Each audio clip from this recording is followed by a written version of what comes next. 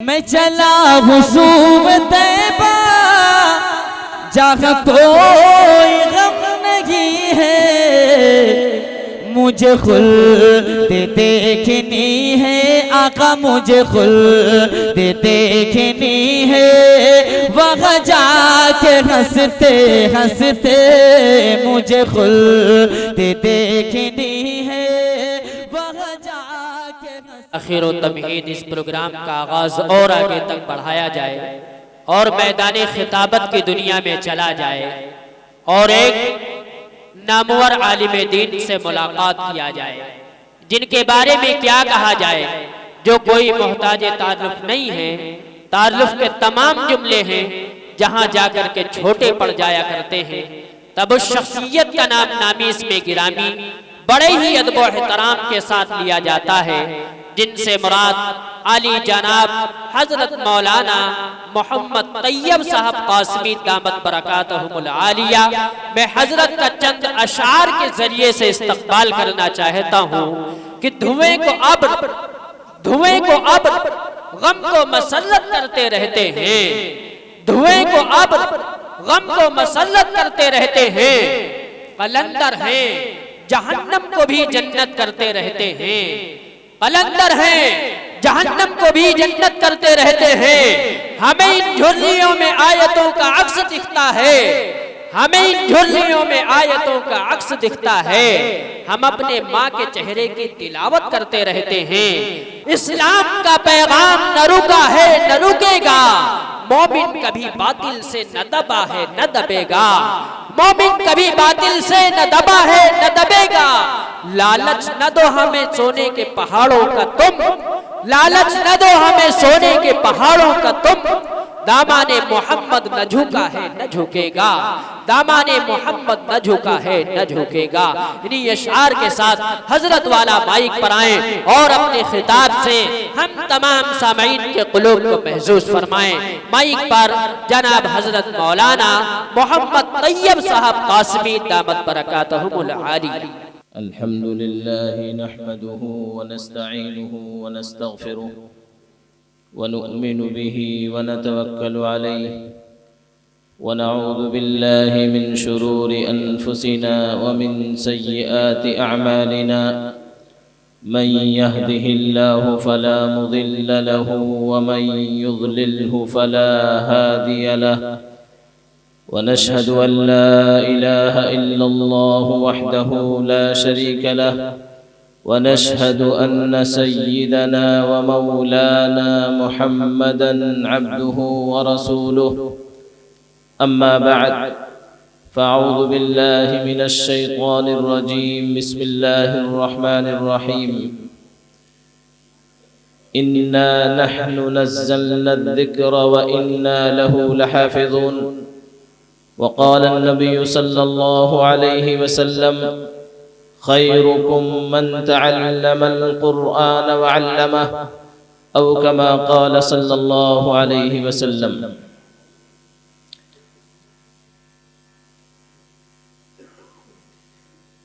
गिरामी कदर हाज़रीन जलसा और बाहर से आने वाले मेहमान कराम और मेरे भाइयों और बहनों और स्टेज पर बैठे हुए उलमाए किराम और बाहर से आने वाले तमाम मेहमान इज़ाम, जनाब सदर साहब की इजाज़त से मैं आपके सामने कुछ अपनी मारूज़ात पेश करना चाहता हूँ कि आज का ये प्रोग्राम जो तकमील कुरान करीम के उन्वान से दारुल उलूम सलमानिया ने 10 हुफ़्फ़ाज़ इकराम की तकमील का प्रोग्राम 2026 का जो आपके सामने पेश किया है, और इस प्रोग्राम को बड़े मुनज़्ज़म शक्ल से आप हज़रात के ताउन से और दुआ की बरकत से सजाया गया है। आज ये महफिल जो हमारे सामने मौजूद है, और हमें दुनिया ना मालूम कहां कहां से देख रही है, लेकिन दर हकीकत हम ऐसी जगह पे देखे जा रहे हैं कि जहां का हम तसव्वुर भी नहीं कर सकते। हदीस पाक में आता है कि जब कोई मजलिस या कोई प्रोग्राम कहीं पर दीनी होता है तो फरिश्ते उसको घेर लेते हैं और अल्लाह ताला मलाइका की जमात में उनका जिक्र करते हैं। मलाइका की जमात में उनका जिक्र करते हैं, आप इतने मुतबर्रक हैं, आप इतने मुअज़्ज़ज़ हैं, आप इतने करामत वाले हैं, इतने इज्जत वाले हैं कि आप बैठे हैं जमीन पर, आपका जिक्र आसमान के ऊपर है। आप बैठे जमीन पर हैं, आपका तस्करा फरिश्तों में है। क्यों ना हो, ऐसे उन्वान पर बैठे हैं और ऐसे मौजू पर बैठे हैं।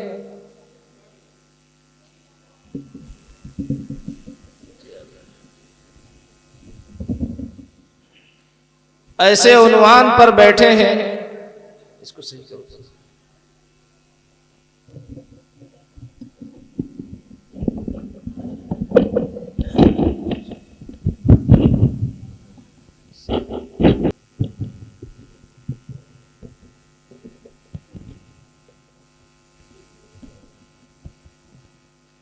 ऐसे उन्वान पर बैठे हैं और ऐसी मजलिस में बैठे हैं कि जो बहुत मुतबर्रक कुरान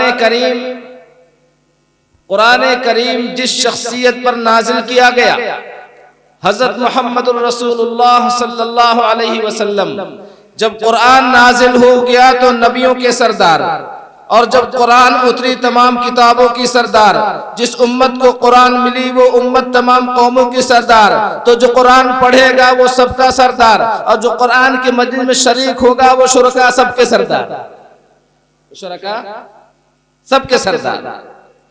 कुरान करीम ऐसी किताब है कि इस किताब का मुकाबला आज तक कोई किताब ना कर सकी।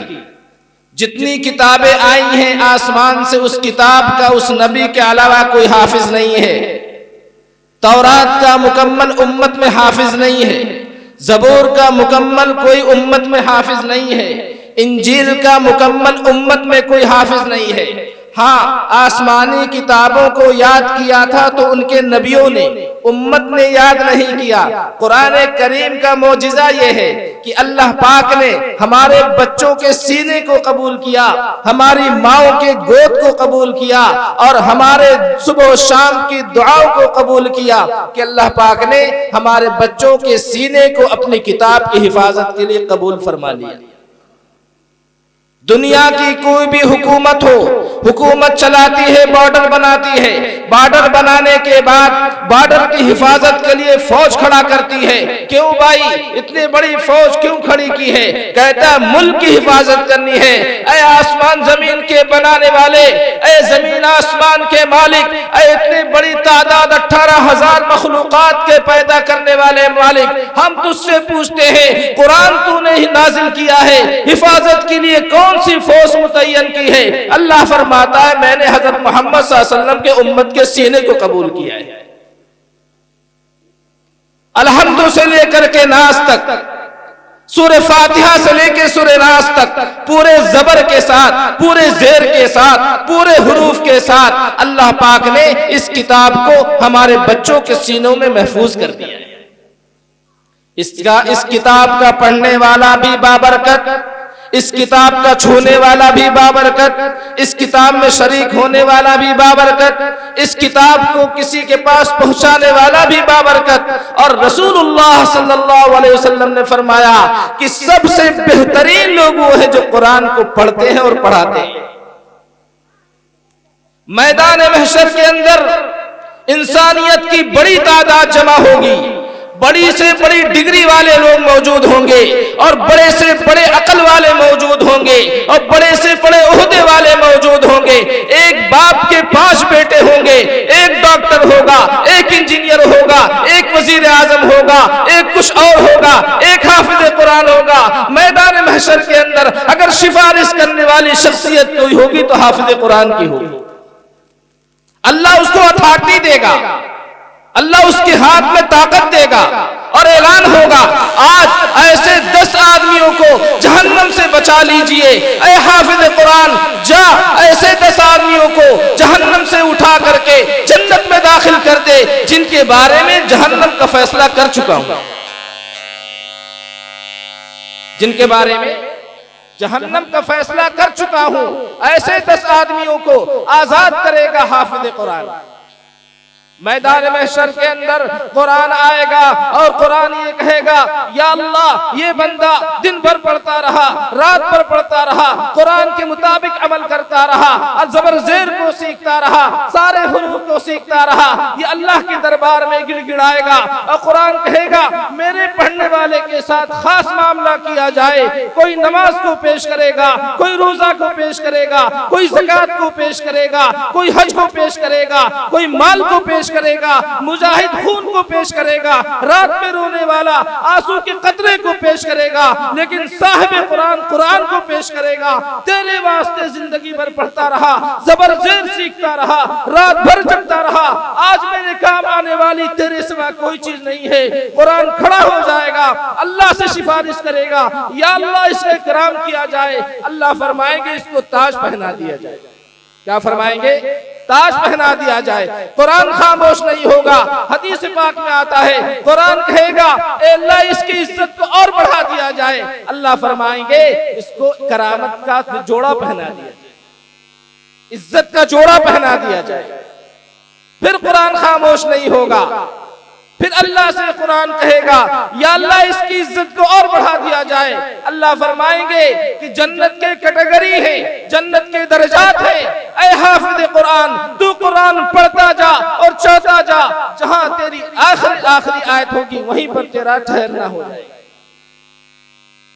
कुरान का सुनने वाला भी महरूम नहीं, कुरान का पढ़ने वाला भी महरूम नहीं, कुरान से मोहब्बत करने वाला भी महरूम नहीं। कुरान एक ऐसी किताब है कि जिसने भी इसके साथ जिंदगी गुजारी है वो कामयाब हो गया। एक शख्स के बारे में आता है, कुरान से बहुत मोहब्बत करता था, पढ़ना नहीं जानता था, लेकिन मस्जिद में जाता, कुरान को चूमता, सीने से लगाता, बड़े प्यार अदब के साथ रखता था। उसका इंतकाल हुआ। महल्ले के किसी साहब ने देखा कि बहुत खुश है और जन्नत के महल्लात के अंदर है। उससे पूछा, क्या मामला हुआ? उसने कहा, कुरान के बारे में जो मोहब्बत करता था, अल्लाह को पसंद आया। जब वो खोलता तो कहता, जितना काला सब सही, जितना काला सब सही, जितना काला सब सही। और जिंदगी ने वफा नहीं की, सीख नहीं सका, अल्लाह की अदालत में पहुंचा, या अल्लाह मेरा कौन सा अमल पसंद आया, मुझे माफ कर दिया गया। अल्लाह ने कहा, तेरा ये कहना बहुत अच्छा लगा, जितना काला सब सही, जितना काला सब सही। मोहब्बत का मेयार था। जहां मोहब्बत आ जाती है सारे ज़ाब्ते टूट जाते हैं, जहां मोहब्बत आ जाती है सारे कायदे टूट जाते हैं। आप कहते हैं आग जलाती है, आप कहते हैं छुरी काटती है, और इस्माइल अलैहिस्सलाम को क्यों नहीं काटा?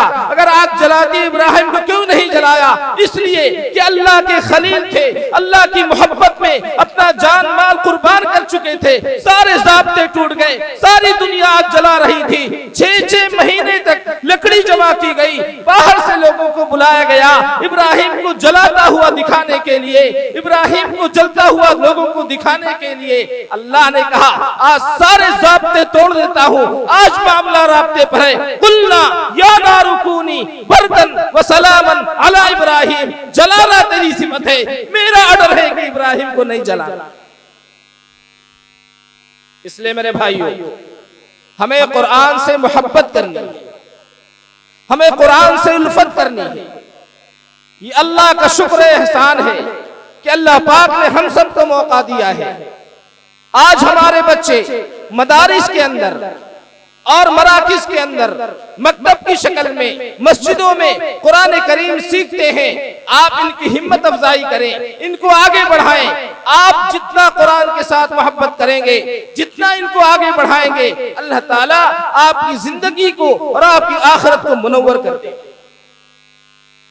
आज अल्लाह के शुक्र से ये हुफ़ाज़ कराम 10 की तादाद जिन्होंने कुरान करीम मुकम्मल किया, हम यहाँ जो जमा हुए हैं उनके इकराम में रसूलुल्लाह सल्लल्लाहु अलैहि वसल्लम ने फरमाया, ए अल्लाह जो कुरान वालों का इकराम करे तो उनका इकराम कर, और जो कुरान वालों की तौहीन करे तो उन्हें जलील कर दे। इसलिए हम इकराम के लिए इस हदीस पर अमल करने के लिए जमा हुए हैं कि हम हाफिज़ कुरान का इकराम करेंगे, उनको इज्जत देंगे, कुरान के लिए उनको हम सजाएंगे, उनको आगे बढ़ने की हम दावत देंगे। आज 2026 15 जनवरी 2026 के इस स्टेज से मैं सारी इंसानियत को ये पैगाम देना चाहता हूँ कि कुरान करीम एक ऐसा दस्तूर है, ऐसा कानून है जो जिंदगी के अंदर भी और मरने के बाद भी और आखिरत में भी और जन्नत के अंदर ये सारे के सारे कवानीन इसके मौजूद है। दुनिया में कोई कानून ऐसा नहीं है कि जो मरने के बाद काम आए। एक कानून बनाने वाला कानून बनाता है, मौत तक चलता है, टूट जाता है। एक शख्स बनाता है, जवानी तक चलता है, टूट जाता है। एक शख्स बनाता है कि अगर पैसा है तो चलता है, पैसा नहीं तो टूट जाता है। कुरान करीम ऐसा कानून है, ऐसा दस्तूर है जो दुनिया की जिंदगी में भी काम आने वाला है और मरने के बाद भी काम आने वाला है। इसलिए मेरे भाइयों, कुरान करीम को अपना दस्तूर बनाए, कुरान करीम को अपना आइडियल बनाए, कुरान करीम की आयत को, उसके अल्फाज को, उसके हुरूफ को, उसके मानी को सीखें, उसमें तदब्बुर करें। कुरान हमसे कहता क्या है? कुरान के हुरूफ को याद करने वाला भी बाइज्जत कहलाता है, कुरान का माना याद करने वाला भी बाइज्जत कहलाता है, कुरान की तफसीर पढ़ने वाला भी बाइज्जत कहलाता है। अल्लाह के नजदीक कुरान वालों की बड़ी कीमत है। और जिन लोगों ने कुरान करीम को अपना सब कुछ बनाया है, अल्लाह ताला ने उन्हें चमका दिया है। और कुरान करीम ऐसी किताब है जिसका मुकाबला दुनिया में कोई ताकत नहीं कर सकती। कुरान करीम को खत्म करने के लिए, मिटाने के लिए, दुनिया से इस किताब को हटा देने के लिए दुनिया के मुख्तलिफ ममालिक ने मुख्तलिफ दौरों के अंदर कोशिशें की, लेकिन अल्लाह पाक ने इस किताब को हमारे सीने में महफूज किया हुआ है, इसलिए खत्म नहीं किया जा सकता। हुरूफ को कोई मिटा सकता है, कागज को कोई जला सकता है, दफ्ती को कोई जला सकता है, जुज़दान को जला सकता है, सीने को नहीं जला सकता, कुछ नहीं कर सकता। यही तो बात है कि अंग्रेज जब हिंदुस्तान में आया, उसने कुरान करीम को जमा करना शुरू किया और सारी मस्जिदों से, सारे घरों से, सारे मुसलमानों से कुरान छीन करके एक जगह जमा किया कि मुसलमान के हाथ में कुरान नहीं रहेगा। एक हाफिज जी मकतब में पढ़ाते थे, जब उनके पास गया सबसे कुरान छीन लिया, ताकत थी छीन लिया था। हाफिज जी कहने लगे कि अल्लाह के बंदे, इस हाथ से कुरान तूने ले लिया है, जुज़दान से कुरान ले लिया है, तेरे कब्जे में चला गया है, इसके सीने से कैसे निकाले? तो अल्लाह पाक ने इस किताब की हिफाजत के लिए हमारे सीनों को कबूल किया। इसलिए हमें इस बात पर फख्र करना चाहिए और हमें खुश होना चाहिए कि अल्लाह ताला ने अपने खास लोगों में हमारा इनाम फरमाया, खास लोगों में रखा, अपने मुकर्रबीन में रखा। अल्लाह ताला जिससे मोहब्बत करते हैं उसे अपनी किताब के साथ जोड़ देते, चाहे जिस माना में जोड़ दे, ताउन की शक्ल में, तिलावत की शक्ल में, पढ़ाने की शक्ल में, पढ़ने की शक्ल में, मानी की शक्ल में, आयात की शक्ल में, या उसके तफसीर की शक्ल में, जिस तरीके से हो सके आप कुरान के साथ जुड़िए। हुरूफ नहीं आते हैं, हुरूफ सीखिए, मानी नहीं आते हैं, मानी सीखिए, तफसीर नहीं आती है, तफसीर सीखिए, कुरान करीम के अहकामात को सीखिए और अपनी जिंदगी में लाने की कोशिश कीजिए। अगर आप थोड़ा थोड़ा रोजाना सीखेंगे, रोजाना कुरान करीम को वक्त देंगे, एक वक्त आएगा कि कुरान करीम एक अच्छी मालूमात आपकी जिंदगी में होगी, फिर आपके हर अमल कुरान के मुताबिक होगा, फिर आपका हर अमल कुरान के मुताबिक होगा, हमारे घर की जिंदगी कुरान के मुताबिक होगी। और इस बात की कोशिश करें कि घर के अंदर कुरान करीम की तिलावत पाबंदी से किया जाए, चाहे थोड़ा पढ़ा जाए, इसकी निगरानी की जाए कि फला ने पढ़ा नहीं पढ़ा। जिस घर के अंदर कुरान पढ़ा जाता है वो घर मुनव्वर होता है, और जिस घर के अंदर कुरान नहीं पढ़ा जाता वो घर के अंदर से नूर खत्म हो जाता है। कुरान करीम घरों के अंदर रखा है, जुज़दान में रखा हुआ है, अलमारी के ऊपर रखा हुआ है, उस पे गर्द पड़ जाते हैं, लेकिन महीने में 2 महीने में एक आध बार कोई खोल लेता है या हफ्ते में एक बार खोल लेता है। हक तो ये था कि कुरान करीम को 24 घंटा पढ़ा जाए। उस्मान गनी रज़ी अल्लाह ताला अन्हु के बारे में आता है कि हरम मक्का के अंदर दाखिल हुए और नियत बांधी और एक रकात में पूरा कुरान पढ़ गए। एक रकात में पूरा कुरान पढ़ गए। किसी ने पूछा कि कुरान करीम पढ़ते हुए आपको थकन नहीं आती है? फरमाया वल्लाही वल्लाही लौ सह्हत कुलूबुकुम मा शबिअतुम मिन कलाम रब्बिकुम, अगर तुम्हारे दिल ठीक होते तो कुरान करीम से कभी सैराबी ना हो। पता ये चला कि दिल के अंदर कुछ गड़बड़ी है, इसलिए दिलों की इस्लाह करनी है, दिल को साफ करना है। लोहे के अंदर जंग लग जाए आग से साफ किया जाता है, कपड़ा गंदा हो जाए साबुन से साफ किया जाता है, दिल गंदा हो जाए तो किससे साफ करे? हदीस पाक में आता है कि ला इलाहा इल्लल्लाह, ला इलाहा इल्लल्लाह की कसरत दिल के लगे हुए जंग को खत्म कर देती है। इसलिए आज से इरादा करें कि इंशाअल्लाह ला इलाहा इल्लल्लाह हम कसरत से पढ़ा करेंगे। हमारे असलाफ ने, हमारे पहले के लोगों ने, उलमा ने, मुहद्दिसीन ने कुरान करीम को अपना बहुत अहम जुज़ बनाया था जिंदगी का। इमाम शाफी रहमतुल्लाह अलैह के बारे में आता है, जब वो इमाम मालिक रहमतुल्लाह अलैह से मदीना पढ़ने गए और ये सफर तकरीबन 8 दिन का था, 8 दिन और 8 रात ऊंट पर सवार होकर सफर किया था। फरमाते हैं कि 16 कुरान करीम मुकम्मल किया था। कितना? 16 कुरान करीम मुकम्मल किया था। इमाम अबू हनीफा रहमतुल्लाह अलैह के बारे में आता है कि मस्जिद में दाखिल हुए और उन्होंने नियत बांधी। एक शख्स आया और उसने नियत बांधी, नमाज पढ़ने लगा।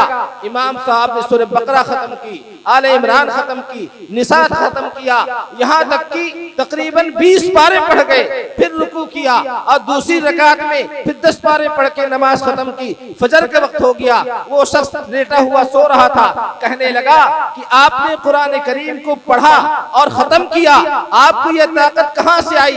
फरमाया कि रात इतनी छोटी हो गई, मैं चाह रहा था कि रात और लंबी हो तो मैं और पढ़ूं।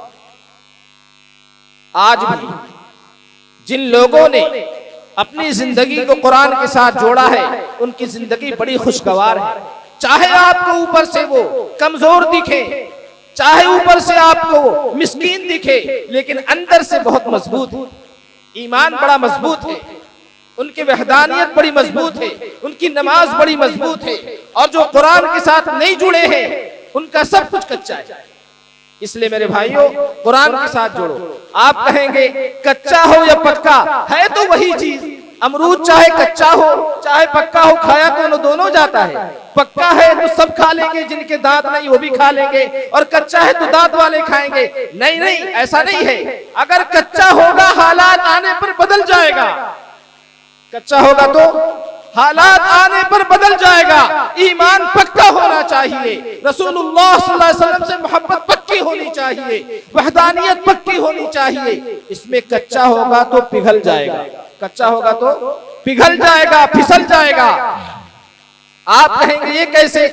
आपने देखा होगा कि जो मिट्टी का बर्तन बनाते हैं उसने बड़ी खूबसूरत सुराही बनाई। क्या बनाई? सुराही। डिजाइनिंग अच्छी, मिट्टी भी अच्छी, और बनाने के बाद सुराही को उसने बाहर रख दिया, और रखने के बाद बारिश हो गई। क्या हो गई? बारिश हो गई। बताओ सुराही बनी कि नहीं बनी? मेहनत किया कि नहीं किया? मिट्टी लगाया या नहीं लगाया? वक्त खर्च किया कि नहीं किया? सब कुछ किया। बारिश हो गई, क्या होगा? बोलो क्या होगा? अरे समझ नहीं रहे हो क्या? गल जाएगी। बारिश हुई तो क्या होगी? सुराही गल जाएगी। उसी ने उसी सुराही को आग के अंदर रख के पका दिया और फिर बाहर रखा। अब बारिश हुई, अब बताओ गल जाएगी? क्यों? सुराही तो वही है, पैसे उतने लगे, मेहनत उतनी लगी, मजदूरी उतनी लगी, काम वही आदमी ने किया है, पहले गल गई अब नहीं गली। क्या बात है? इसलिए कि पहले कच्ची थी अब पक्की है, इसलिए कि पहले सुराही कच्ची थी अब पक्की है। जब हम पक्के थे तो हमसे लोग डरते थे, आज हम कच्चे हैं तो हम लोगों से डरते हैं। हम शेर हैं, वो भी शेर थे, उनसे लोग डरते थे। हम भी शेर हैं लेकिन हम लोगों से डरते हैं क्योंकि वो असली शेर थे, हम प्लास्टिक के शेर हैं।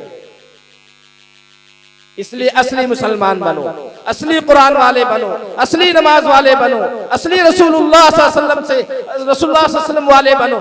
जब असली बनेंगे तो सारी ताकत अल्लाह हमें देगा। अल्लाह फरमाता है इन्नल अर्द यरिथुहा इबादी अस्सालिहून, कि जमीन की बादशाहत मैं अपने नेक बंदों को दूंगा, मैं अपने नेक बंदों को दूंगा। जब अल्लाह का कोई नेक बंदा होता है, चाहे उसके पास कोई ताकत ना हो, उसके पास कुछ ना हो, लेकिन उसकी जिंदगी बादशाहों जैसी होती है। कैसी होती है? बादशाहों जैसी होती है। जब जमीन पे चलता है उसका इकराम होता है, उसकी इज्जत की जाती है, जमीन उसके लिए दुआए मगफिरत करती है। और जब वो सब दुनिया से चला जाता है तो जमीन रोती है कि अल्लाह, ऐसा शख्स चला गया जो नमाज पढ़ता था, कुरान पढ़ता था, जिक्र करता था, आपकी अच्छी बातें करता था और बुराइयों से रोकता था। जमीन रोती है। इसलिए मेरे भाइयों, आज से इरादा करो कि इंशाअल्लाह अपनी जिंदगी को अच्छी से अच्छी बनाएंगे, अपने जिंदगी को अच्छी से अच्छी बनाएंगे। अब आप में से इतना बड़ा मजमा है, ये सोचता है कि चलो हम अपनी जिंदगी अच्छी बना लें। अपनी जिंदगी को अच्छी बनाने के साथ साथ इस बात की फिक्र करनी है कि दूसरों की जिंदगी भी अच्छी बन जाए, दूसरों की जिंदगी भी अच्छी बन जाए। क्यों? इसलिए कि हमारे नबी हजरत मोहम्मद रसूलुल्लाह सल्लल्लाहु अलैहि वसल्लम के बाद कोई नबी नहीं आएगा, आप खातमुन नबीयीन हैं। इसलिए अल्लाह पाक ने इस उम्मत की जिम्मेदारी डाली है कि सबको दीन की अच्छी बात तुम्हें बतानी है और बुरी बातों से तुम्हें रोकना है। इसलिए हमें अपने फिक्र के साथ साथ दूसरों की फिक्र करनी है। इस फिक्र के साथ जब हम तिलावत करेंगे, नमाज पढ़ेंगे, महल्ले की फिक्र करेंगे, घर वालों की फिक्र करेंगे, अपने मुल्क की फिक्र करेंगे और पूरे आलम की नियत करेंगे, पूरे आलम की नियत करेंगे। अल्लाह ने सूरह गाशिया के अंदर फरमाया, और जिसमें मोमिन की 4 सिफात की तरफ इशारा किया है, मोमिन के 4 सिफात की तरफ इशारा किया है। क्या फरमाया? अफला यंजुरून इलल इबिली कैफ खुलिकत। अल्लाह ने ऊंट को कैसे बनाया? ऊंट बहुत तेज चलता है ना, ऊंट जब चलता है तो बहुत तेज चलता है, तेज चलता है ना, या आहिस्ता चलता है? आहिस्ता चलता है। इससे अल्लाह ने बताया कि मेरे बंदो, अमल थोड़ा करो लेकिन रोजाना करो, अमल थोड़ा थोड़ा करो लेकिन रोजाना करो, आहिस्ता आहिस्ता करो। जब आहिस्ता आहिस्ता करोगे ये अमल तुम्हारी जिंदगी के अंदर जम जाएगा। अफला यंजुरून इलल इबिली कैफ खुलिकत व इलस समाई कैफ रुफिअत। अल्लाह पाक ने फरमाया कि ईमान वाले की दूसरी शान ये होनी चाहिए कि उसके इरादे, उसकी नियतें आसमान जैसे बुलंद हो। उसके इरादे, उसकी नियत आसमान जितनी बुलंदी पर है, उसके इरादे इतने बुलंद हो ताकि अपनी नियत के एतबार से पूरे आलम का इरादा करे। तो इसलिए हम कहते हैं पूरे आलम की इंसानियत का इरादा करो कि इंशाअल्लाह खुद भी नेक बनेंगे, उनको नेक बनाएंगे। और तीसरी सिफत अल्लाह पाक ने फरमाई, व इलल अर्दी कैफ सुतिहत व इलल जिबाली कैफ नुसिबत। तीसरी सिफत कि अल्लाह पाक ने फरमाया कि पहाड़ को देखो, पहाड़ कि पहाड़ को अल्लाह पाक ने जमीन पर ठोक दिया है। जमीन को जब पानी पर बिछाया था तो जमीन हिल रही थी, अल्लाह पाक ने पहाड़ को ठोक दिया तो जमीन रुक गई। अब जब जमीन रुक गई, आप मकान बनाते हो, गाड़ी चलाते हो, बिल्डिंग बनाते हो, कंपनी बनाते हो और इस पे आराम से चलते हो। और जमीन अगर हिलती रहती तब कुछ कर सकते थे? कुछ नहीं कर सकते थे। अल्लाह पाक ने फरमाया कि जमीन के ऊपर पहाड़ों को कील बनाकर ठोक दिया, मेरे बंदो अपने इरादे में, अपने नियत में पहाड़ की तरह हो जाओ। जब अमल पर जम जाओगे, हालात जो आएंगे वो दाएं बाएं से निकल जाएंगे, तुम्हें नहीं हिला सकते। और चौथी चीज जो बताई, व इलल अर्ज़ि कैफ़ सुतिहत, कि जमीन को देखो पानी पर कैसे बिछाया है। यहां पे हमें सबक दिया है कि जमीन पर जो भी आदमी मेहनत करता है, चाहे वो अल्लाह का फरमा बरदार हो या ना फरमान हो, जमीन सबको फायदा देती है। जमीन सबको फायदा देती है। हम अपने इरादे से, अपनी नीयत से ऐसे चलें, ऐसे जिंदगी गुजारें कि हमारे साथ जो भी मिले सबको फायदा पहुंचे। क्या हो? सबको फायदा पहुंचे। क्यों? इसलिए कि सारे अल्लाह के बंदे हैं। हाँ, जहां फायदा दीन के जरिए पहुंच सकता है, दीन के जरिए पहुंचाओ। जहां दुनिया के जरिए पहुंच सकता है, दुनिया के जरिए पहुंचाओ, ताकि दीन पर उसका आना आसान हो जाए।